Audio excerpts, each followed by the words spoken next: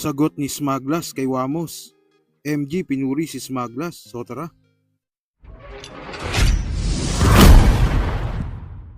Agad ngang pinag-usapan ang ginawang video ni Wamos kung saan may mga pinapakita ang mga rap artists at sinasabi nila kung gusto ba nila itong mga collab o hindi. Nang tumapat na nga kay Smaglas, tila hindi maganda ang mga sinabi nila. Kumbaga yung era niya, di ko trip yung mga kantahan niya. Bakit? Wala masyadong mabilis, kahit yung mga R&B niya, hindi ko trip. Pakinggan ko yung mga kanta niya, okay naman, kaya lang hindi ko na siguro palilugi-luguyin kung ano, pas ako dyan. Kasi ano, yung mga kanta kasi ni Smaglas, mabibilis. Mabibilis Kumbaga, siya, parang hindi niya hindi maintindihan. Hindi maiintindihan ng mga tao, hindi sila nakaka-relate. Yung kulob pwede yung course 1, di ba? Pero Smaglas, First one ang quad doon. tsaka si course 1, tsaka si ang nagbuhat Flip G. dun eh, Flip G. Kumbaga parang si Smag doon, talagang Ayun lang naman mga pinakinggan ko dun. Ayun lang, chorus. Si chorus 1, tsaka si Flick G. dahil alam ko nasa chorus din si Smaglas, pero yung iba kanya kasi mga kanta na pinakikinggan ko, hindi ko siya talaga ma-appreciate eh. Baga, Hindi ko ma-appreciate talaga si Smaglas eh. Kumbaga parang, hindi mo gets yung mga ibang ano niya. hindi, nagigets ko naman yung kumbaga, iba niya. hindi mo lang Kaya talaga lang, trip. hindi ko lang talaga trip. Siguro kung trip ng mga tao, marami siyang sikat na kanta. Wala naman siyang sikat na kanta eh. Ano ba Kumbaga sikat kung na ano kanta siya niya? yung lumabas, ganun pa rin kasi siya ngayon eh. Kaya Oo, parang, sumikat siya sa flip-flop, pero dun sa pagrarap, At dito na nga nagalit ang mga nagmamahal sa nag-iisang Smaglas. Tila hindi nila kilala si Smag base sa mga sinasabi nila. At ito nga lang umaga, nag-live si Smaglas at nag-react sa video ni Wamos. Video reaction. May video reaction tayo Ito, may pinasa lang din sa akin to eh. Ito, kilala ko naman to, ang tropa natin. Tropa ko din naman to dati. Nakakasama ko rin to. Mabait naman to. Wala naman ako naalala masamang tinapay namin ito. Pero di baka honest opinion niya lang. Sa akin, wala naman akong ano doon. Nire-respeto ko yun. Pero yan, pakinggan natin ang opinion ng Haring OG1 kung ano masasabi niya. Yan. nangayaw dyan. Vlog to ni Paring Wamos na Pass or Collab Rap Sing. Ayan. Uploaded 4 hours ago. Pwede nyo siyang i-check. Actually, may bago akong nilabas na kanta. Inspired din sa kanya yun. Pero hindi ko pa siya nakakausap. Naggumingi ako sa kanya ng paintulot para dun gamitin yung ano niya. Pero hindi ko alam kung ano tong ganitong ano niya. Ayaw Content ba to or Darin something? lang talaga. Literal, sa batang ka. kumbaga yung era niya, di ko trip yung mga kantahan niya. Bakit? Wala masyadong mabilis, kahit yung mga R&B niya, hindi ko trip. Ako napakinggan ko yung mga kanta niya, okay naman, kaya lang hindi ko na siguro palilugi-luguyin kung ano, pas ako dyan. Kasi ano, yung mga kanta kasi ni Smaglas, mabibilis. Mabibilis Kumbaga, siya, parang hindi niya hindi maintindihan. Hindi maiintindihan ng mga tao, hindi sila nakaka-relate. Yung ano, ang napakinggan ko na kanta kay Smaglas. Yung Sabi ko sa inyo, ayun. Sa akin okay lang. Walang problema sa akin yan kasi opinion nila yan eh. Kumbaga, kanya-kanya namang style yan eh.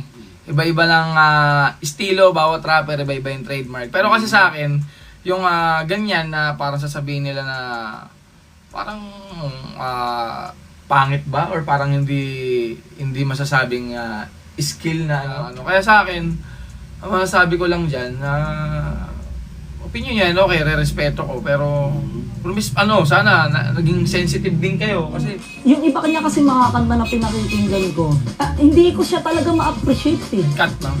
Baga, Hindi ko ma-appreciate talaga si Smaglas eh. Kumbaga parang, hindi mo gets yung mga ibang ano niya. hindi, nagigets ko naman. Yun nga, you can't please everybody, di ba? Kumbaga may kanya-kanyang ano yan. Naintindihan ko na hindi niya nagigets yung... Ng mga tao, marami siyang sikat na kanta. Wala naman siyang sikat na kanta eh. Ano ba Kumbaga sikat kung na ano kanta siya niya? yung lumabas, ganun pa rin kasi siya ngayon eh. Kaya Oo, parang, sumikat siya sa flip-flop, pero dun sa pagra-rap sing, hindi siya sumikat sa pagra-rap sing, sumikat siya sa pag-flip-flop. Rap sing? Ano ba rap sing? Kahit na Rap yung sing? ano yung kanta ng Batang Quiapo Rap sing? Kasi nakasulat tayo na pare, rap sing. na siya, di ba? Old school, Tapos yung ganun. rap niya, ang bilis, hindi maintindihan. Sayang yung pinaghirapan namin ni Kenji. Kaya sana maintindihan niyo yun.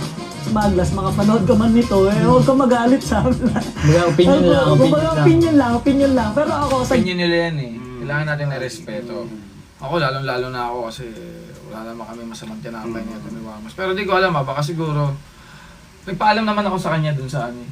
sa paano. Kaso hindi niya, parang hindi ko alam kung gusto niya ba yung ano, na ginamit ko siya. Hindi niya nga na-share yung kanta eh. Hindi niya na-share yung kanta. Anong kanta ba yan niya? Yung Huyo. Yung Huyo? Ay, yung Huyo ba? Oo, sure. Pero pinaalam ko sa Suggestion ko lang kay Smag. Alam niya yan. Siguro kung gagawa siya Baka di niya susunod ng tanong, baka kanta, di na, gusto para- bagalan niya naman ng konti para at least Ewan ko. makakasabay yung tao. Makakabisado nila. Makakabisado nila. Ayun eh, kapataki, pipit. Ganun yung mga ano nun eh, di ba? Ganun Hindi yung mo mga kanta intindihan niya. kung Hindi ano siya ano may eh. tawag doon, mga triple time. Triple time. Eh, iba na kasi, iba naman. Bilis. Hindi naman natin matatanggi. Iba Iba na yung lang mga sa ganun kainin, yung mga kumbaga, ano eh, kaya hindi level na naiintindihan sa- ng mga tao. Actually, hindi talaga siya uubra. Ano Hindi siya, siya pang- uubra sa amin. Ang wak. Oo. Hindi siya uubra sa amin. ang wak. Pasok Pag ko dyan. gumawa tayo ng kanta eh, kain sa atin. Okay. Kain yun. Kakainin. Hindi, Ako kumbaga parang, oo, andun tayo. Ano masabi mo doon? Ano masasabi mo dun yung kakainin ko?